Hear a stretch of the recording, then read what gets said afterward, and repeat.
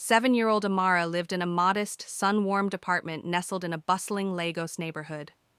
The rooms were small but bright, filled with the scent of jollof rice and the hum of her mother's sewing machine. Her father, a grease-stained mechanic with kind eyes, often lifted her onto his lap at dinner, telling tales of engines and dreams. Evenings were sacred, filled with laughter, shared meals, and talk of a future full of promise.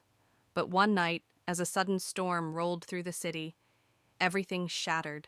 Her parents never returned from their late errand. The news came swiftly, like a thief in the dark. A car accident, fatal on impact. Just like that, the warmth was gone. Rain fell the day Amara stood at the gates of the orphanage, her tiny fingers wrapped around the handle of a second-hand suitcase. The matron barely acknowledged her, a perfunctory glance followed by clipped instructions. Inside, the walls felt colder than the rain. The other children kept their distance, and the silence pressed in. That night, curled under a scratchy blanket, Amara closed her eyes and reached into her memory. She saw her mother at her sewing table, fabric laid out like a map, the rhythm of the needle stitching piece into the air. "Thread follows fabric, love follows thread," her mother used to say. Amara whispered the words into the silence, a thread of hope to cling to in a world that no longer made sense. At 10, Amara had already learned how to survive. She began selling fruit on the street corners of Lagos, her small hands working quickly, her eyes scanning for opportunity and danger. Life was hard, but she was harder. One day, as a group of boys tried to cheat her out of change, a voice intervened. "She's not stupid, you know." Chijioke, a scrappy boy with sharp eyes and an easy grin, helped her out and offered advice on navigating the city streets. They became fast friends. "It's not about how much you have," he said one day. "It's about making what you have work for you." "I don't know if I can do it alone," Amara admitted. "I'm scared." "You're not alone," Chijioke replied. "You've got me, and you've got yourself. That's enough to begin with." By 15, Amara was no longer just surviving. She was learning to lead. She had earned respect at the orphanage by stepping in where others wouldn't. She became a quiet force of order, helping the younger ones with chores, soothing them when the matron's words were too sharp. That's when she met Amaka, a shy, quiet girl who rarely spoke. One day, Amara found her beneath a jacaranda tree, mending a doll's dress with clumsy stitches. "You sew?" Amara asked. Amaka nodded. "My mama did. Before—" Amara sat beside her, heart aching. "Mine too. She always said, 'Thread follows fabric, love follows thread.'" From that day, they stitched together scraps of fabric and scraps of soul.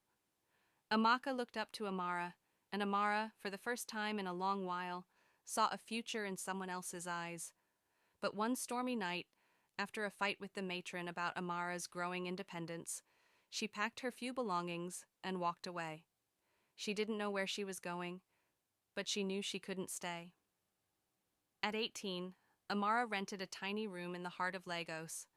By day, she waited tables, and by night she crafted jewelry and accessories with remnants of fabric, remembering her mother's hands. At a pop-up market, she dropped a tray of necklaces.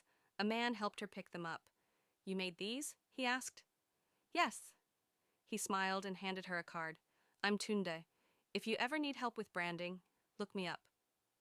She tucked the card away and forgot about it, for the time being.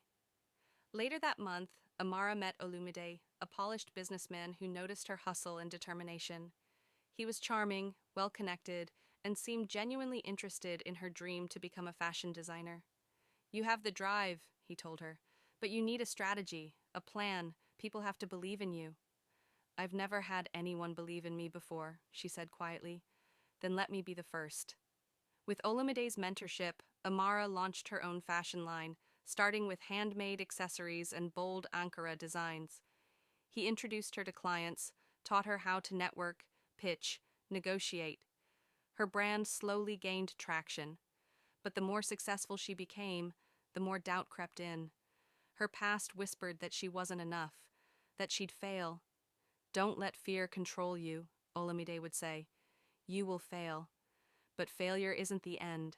It's the beginning." She pushed forward, quietly, relentlessly. Each stitch was a prayer, each sale a triumph. The boutique's grand opening sparkled with potential. Flashing cameras, excited clients, and Amara's designs finally on display. Olumii stood beside her, proud but controlling. "You look stunning," he whispered, brushing her shoulder possessively. "You look stunning," he whispered, brushing her shoulder possessively. Lately he had become overbearing. He questioned who she met, altered her business plan without asking, and dismissed her instincts. "You don't understand strategy," he said once. "That's why you need me." Amara saw it now. He had never believed in her. He had believed in owning her. She ended their partnership.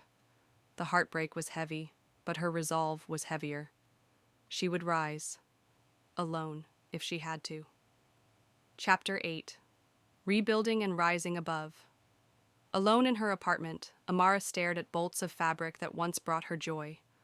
The betrayal reopened old wounds, loss, abandonment, doubt. But she wasn't that scared little girl anymore. Chijioke, still her loyal friend, came by with food and encouragement. "You've come too far to quit now." Slowly, Amara began to rebuild. Her brand, her confidence, her heart. She refined her work, focused on community, and built a business that felt like home. Her designs began to speak, not just of fashion, but of identity, of rising. The award came on a glittering night, Entrepreneur of the Year. Cameras flashed, and Amara stood on stage in a dress she designed herself. She held the trophy, eyes moist with emotion. "I never thought I'd get here," she said into the microphone. "There were days I wanted to give up. But I had to keep going, for the little girl I was, for the women I've met, and for everyone who ever felt invisible." Backstage, Chijoki grinned. "You didn't just make it for you, Amara. You made it for every orphan who wonders if they have a chance." One day, while organizing a charity fashion event, Amara ran into Tundi again, the man from the pop-up market. He was as thoughtful as she remembered, but now they saw each other differently. They began spending time together, slowly, intentionally. Tunda didn't try to complete her. He walked beside her. "You fought hard for everything you have," he said one evening, "but you don't have to fight alone anymore." "I know how to stand on my own 2 feet," Amara replied, "but with you, I'm ready to stand together." And so, from ashes, Amara built not just a business, but a life, a legacy stitched with love, strength, and fire.